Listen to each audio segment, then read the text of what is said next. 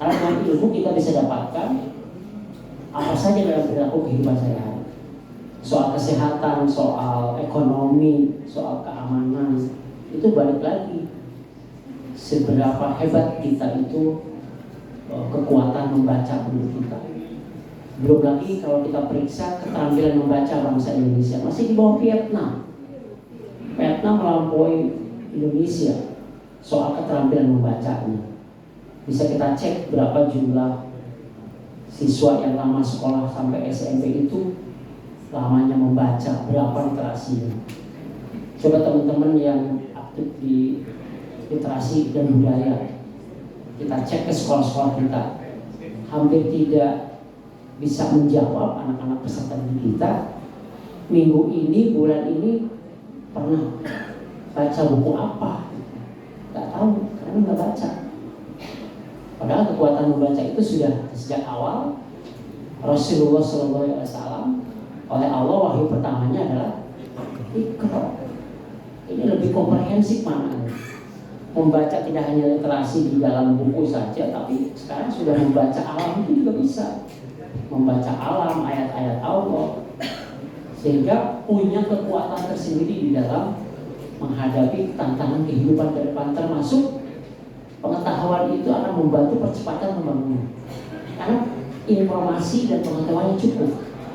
Soal kesehatan lingkungan, soal rumah sehat, soal sekolah sehat, soal puskesmas yang baik, soal kantor itu kan soal bagaimana kita mengupdate keilmuan.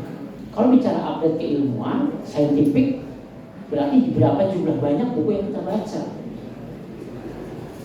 Belum lagi keahlian membaca. Itu kalau sudah pada keterampilan tingkat tinggi baca itu nggak perlu dibaca semua Bapak Ibu. Cukup di kayak mesin scanning aja tuh. Baca judulnya, daftar isinya, buka yang paling penting, poin yang mana yang penting dibaca, itu nggak perlu dibaca sampai selesai. Tapi isi tidak tahu isi buku itu. Itu tingkat keterampilan keahlian membaca tingkat tinggi. Ini satu buka saja buku itu, judulnya, daftar isinya, dia cek satu buku yang paling penting menurut ketertarikannya, cukup gak usah dibaca satu-satu. Nah pada level itulah kehebatan membaca itu menjadi kita dapatkan. Tapi itu kan diperoleh dengan proses, gitu, dengan proses membaca yang panjang. Seperti Bapak Ibu sekalian, kapasitas intelektual kita itu ditandai sejak kita mulai lahir sampai nanti mau di alam kubur tuh. Jadi proses intelektual itu bukan proses instan, tapi proses belajar umur hidup kita. Jadi ini tasakuran ini tentu fundamental sekali ya di dalam mencanangkan bahwa Cilegon sebagai simbol pembangunan perpustakaan itu akan menjadi hal yang paling mendasar di dalam mendorong kekuatan baca literasi di kota Cilegon. Mudah-mudahan menjadi motivasi, menjadi sebuah alternatif solusi di dalam mencerdaskan kehidupan bangsa khusus di kota Cilegon. Jadi kalau saya itu kebiasaan tuh kalau sebulan sekali, kalau kita ini PNS nih gajian tuh selalu disisihkan anak-anak saya untuk datang ke Gramedia untuk menguatkan literasi dan mencintai buku. Pertama nggak apa-apa, cintai aja buku dulu. Bawa-bawa bukunya, kalau dibaca atau tidak soal nanti. Tapi bagaimana ada ketertarikan soal membaca. Bahkan saya Pak Kadis, hobi baca saya dimulai kelas 4 SD itu saya suka sewa buku komik cerita silat tuh. Jadi yang Nitaraga, Jair, pengarang-pengarang yang sebutan juga hantu gitu ya. Terus kesininya saya baca 212 Wiro Sableng. Saya terus masuk ke SMP kelas 1, saya udah baca Kopingho.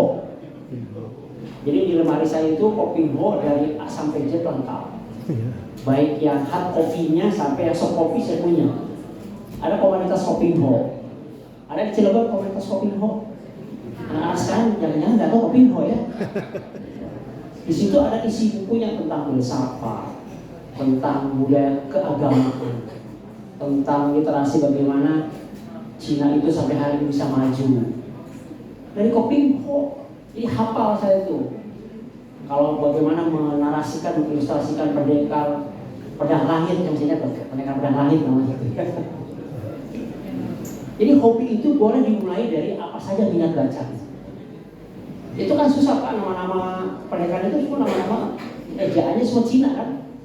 Menghafal lakon dari mulai sejak masa kecil, yatim piatu, selalu dimulai dari berhati dulu. Orang-orang hebat itu ya. Jadi perpustakaan dan kearsipan Kota Cilegon, kalau ingin dibilang hebat sebagai sebuah lembaga organisasi, ya jangan terus tinggal literasi, bacanya harus lebih banyak dibandingkan yang lain. Dan harus bisa menghebatkan semua orang, semua organisasi di Pemkot Cilegon. Yang paling banyak baca berarti yang paling hebat itu sebetulnya. Ya karena memang literasinya, referensinya banyak sekali. Jadi kalau kata Sayyidina Ali, kalau mau aja 3 cara merawat ilmu itu, Pak Sekda, mesti ingat saya itu ya. Menulis, membaca, mengajar. Kalau ilmunya pengen terawat, nggak hilang tuh ilmu tuh, tetap terawat, ngajar, nulis, baca. 3 aktivitas itu pasti baca. Orang mau ngajar pasti baca kan? Karena dia harus menghadapi mahasiswa, menghadapi peserta didik. Dan sekarang trennya nggak bisa guru sebagai pusat keilmuan, tapi hanya agen opsi aja, agen perubahan saja. Karena boleh jadi siswanya udah bacanya udah lebih duluan dibandingkan gurunya tuh. Yang membedakan guru sama siswa kan cuma beda kapan siapa yang baca duluan aja kan. Nah jadi saya berharap pembangunan gedung perpustakaan dan kearsipan ini adalah modal dasar Kota Cilegon dengan simbol nanti gedung yang megah, tapi bukan itu yang kita ingin kejar simbolnya, tapi lebih substansial, lebih dasar. Bagaimana budaya literasi itu menjadi budaya nomor 1 di Banten, adanya di Cilegon. Tepuk tangan untuk Cilegon. Ini Bapak Ibu sekalian, Pak Sekda dan Pak Kadis DPK, saya ingin ini tidak hanya gerakan hanya pada seremonial atau simbolik saja, tetapi lebih substansial bagaimana gerakan ini menjadi gerakan bersama.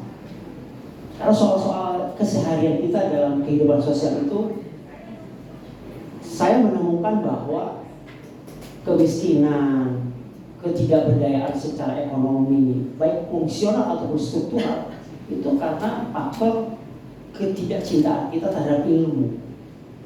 Karena ada orang hanya hidup cukup sederhana saja, cukup makan, tapi dia tidak merasa miskin. Karena dia cukup ilmunya. Jadi ilmu itu adalah teman setia kita, teman yang saat senang dan duka menasihati kita. Ilmu itu adalah jalan meningkatkan derajat hidup, termasuk derajat apapun, kesehatan, sosial. Jadi miskin ilmu itulah yang menyebabkan kemiskinan struktural dan fungsional yang mungkin masih terjadi di kita. Karena negara-negara maju itu tingkat bacanya di atas rata-rata negara-negara berkembang. Kita coba cek periksa datanya. Korea Selatan itu penduduknya 120% sarjana semua. Bukan 100% lagi, 120% penduduk Korea Selatan itu sarjana. Jadi sudah ada lagi anak-anak SMA tuh. Indonesia kita cek periksa untuk melampaui sampai semua 280 juta penduduk Indonesia yang pendidikan dasar dan menengahnya saja, itu kita masih di kisaran 80. Jadi kalau ini seperti Korea Selatan butuh waktu 140 tahun untuk bisa menyamai Korea Selatan tingkat pendidikannya. Ini kan berhubungan dengan kesejahteraan, ini berhubungan dengan kesehatan, ini berhubungan dengan ekonomi. Maka salah satu out of the box, keluar dari situasi itu tidak hanya sekolah berupa kelas saja, tetapi membaca adalah salah satu jalan keluarnya. Jadi mendapatkan ilmu dengan cara membaca. Walaupun dia S3, S2, S1, kadang-kadang tidak berkorelasi juga dengan pengetahuan. Tapi ada orang yang otodidak, kekuatan membacanya hebat, dia bisa melampaui gelar sarjana S3 bahkan, karena kurang baca. Karena sebetulnya Bapak Ibu sekalian, substansi dari kita belajar itu yang membaca. S1, S2, S3 itu kemandirian belajarnya hampir di atas 90%. Maka kalau mahasiswa cek bukunya, kalau punya buku referensi berarti emang cuma ngambil fotokopi aja bukunya. Dia nggak punya kekuatan literasi, nggak punya daftar pustaka yang kuat. Karena itu bagian dari memperkuat keilmuan kita. Bapak Ibu sekalian yang saya hormati, ini kalau dibaca banyak nih sambutannya. Tapi saya ingin sampaikan bahwa sekali lagi saya ucapkan sukses atas setiap proses pembangunan gedung nanti ke depan sebagai salah satu layanan perpustakaan di Dinas Perpustakaan dan Kearsipan Kota Cilegon, dan ini mudah-mudahan menjadi starting point, tonggak sejarah buat Kota Cilegon yang sudah berusaha payah nih. Ada tokoh pemuda, Pak RT, Pak RW yang terlibat, bukan mensyukuri dalam pemahaman sempit memindahkan pedagang ya Pak Kadis ya. Siap. Tapi ini kan bagian dari kooperatif pengorbanan pedagang kita, itu juga warga masyarakat kita juga yang tetap harus diberikan ruang gitu. Ini bukan mensyukuri pindahnya pedagang, bukan, tetapi mensyukuri bahwa mereka juga memahami ada kebutuhan dari Pemkot Cilegon terhadap pembangunan layanan untuk sekota Cilegon. Mudah-mudahan tasyakuran dan penghargaan ini bermakna dan Allah memberkati kita semua, memberikan kemudahan dan karunia-Nya. Dan terakhir, sekali lagi kita semua yang hadir di sini selalu diberikan kekuatan dan pertemuan ini menjadi pertemuan yang barokah untuk semua. Mohon maaf apabila ada hal-hal yang kurang berkenan. Assalamualaikum warahmatullahi wabarakatuh.